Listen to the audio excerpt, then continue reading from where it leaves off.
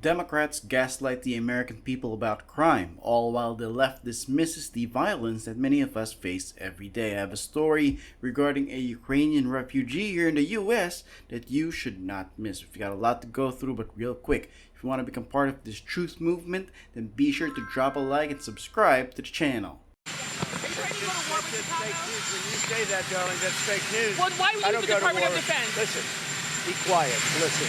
You don't listen. You never listen. That's why you're second rate. We're not going to war. We're going to clean up our cities. We're going to clean them up so they don't kill 5 people every weekend. That's not war. That's common sense. President Trump means business if we're talking about the safety of Americans here in the country. You saw him publicly embarrass fake news for suggesting that he's waging war against blue cities. Deporting illegal aliens was always part of his agenda. It's one of the reasons as to why he won the presidential election last year. And yet Democrats want you to believe that crime isn't a problem in many areas. The problem here is that they're being exposed at the cost of people's lives, one of which belongs to a Ukrainian refugee who fled from her country's war. New surveillance footage. It shows the moments leading up to and following a senseless random attack on the light rail in Charlotte. So you can actually see the victim, a 23-year-old Ukrainian refugee, sat right in front of the suspect, the man in the red hoodie identified as DeCarlos Brown.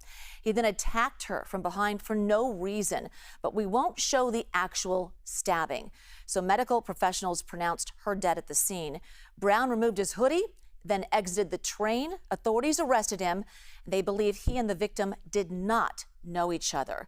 You know what really pisses me off about this? This guy's been arrested at least 14 times in North Carolina for crimes such as assault and firearms possession to felony robbery and larceny. Now you might ask, why was he on a public train? Well, he was set free on cashless bail after a magistrate released him with just a written promise to show up for court.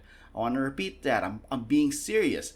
This guy has an almost 20-year history with crime and mental illness, and yet he was released on cashless bail. I want to remind you that Illinois Democrats are angry about President Trump signing an executive order to remove cashless bail. According to them, this has helped lower crime. But something tells me that putting in cashless bail just made the numbers go down on paper, which makes a great statement to the public, right?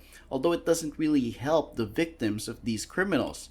And unlike criminals who can be set free at any moment, victims who tragically lost their lives are lost forever. People like Donald Trump and his friends kept talking about what we were doing was going to cause a massive spike in violence, that it was going to drive up crime.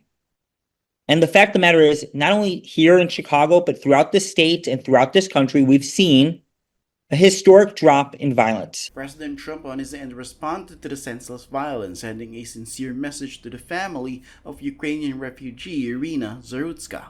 There are evil people. We're all people of religion, but there are evil people, and we have to confront that. I just give my love and hope to the family of the young woman who was stabbed this morning or last night in Charlotte by a madman, a lunatic. Just got up and started. It's right on the tape. Not really watchable because it's so horrible, but just viciously stabbed. She's just sitting there. So they're evil people. We have to be able to handle that. If we don't handle that, we don't have a country. Now I want you to listen to how CNN's Brian Stelter is framing the story. He wants us to forget that someone died. I'm not kidding. Instead, he wants to focus on the alleged racism that's being seen on the social platform called X.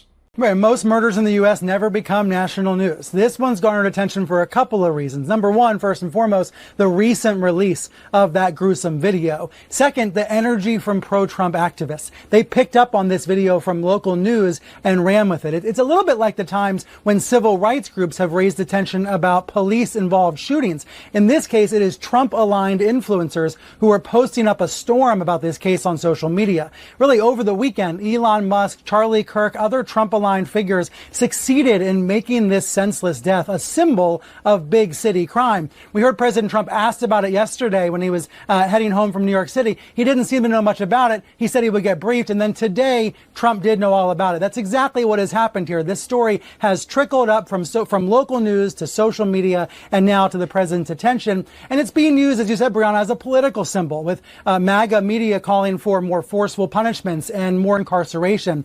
I have to say, some of the replies to Musk, some of the comments around this story are baldly racist, stoking fear of African Americans because this man attacked a white woman. Wait a minute, isn't this something that's worth talking about? Because Brian Stelter, this tool of a bald man, wants you to think that this woman's death isn't newsworthy and that it only became news because of right-wing influencers and right-leaning media. That's insanely reckless to say. Let's be clear, the color of your skin doesn't reveal who you are.